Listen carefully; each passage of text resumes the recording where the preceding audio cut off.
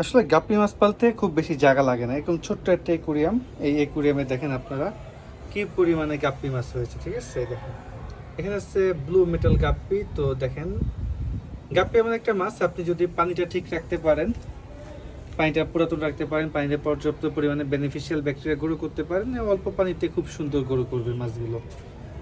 তারপরে এখানে দেখেন আমি রেড মস্কো রেখেছিলাম এক জোড়া। রেড মস্কোগুলো একটু আপনাদেরকে দেখাই, একবারে বাচ্চা দিয়ে ভরে ফেলছে। দেখেন কি পরিমাণে বাচ্চা, সব বেরোবে এখন আস্তে আস্তে, এখানে আসবে সব। এই দেখেন সব বের হয়ে আসছে, কি পরিমাণে বাচ্চা। জাস্ট আমি 3-4 জোড়া গাপ্পি একটা ঝুড়িতে আটকে রাখছিলাম, অটোমেটিক বাচ্চা দিতেছে। আমি মাঝে মাঝে একটু পানি যদি কমে যায় কিছু পানি অ্যাড করে দিই। আর অন্য কালার যে বাচ্চাগুলো দেখতেছি না, এগুলো আমি অন্য হাউস থেকে আপাতত এখানে রাখছি, একটু বড় হলে সরাই দিব। তো একদম ইজি গাপ্পি মাছ পালা, কোনো প্যারা নাই, কোনো টেনশন নাই। জাস্ট একটা অ্যাকুরিয়াম বানাবেন, মাছ ছাড়বেন, দেখবেন অল্প দিনে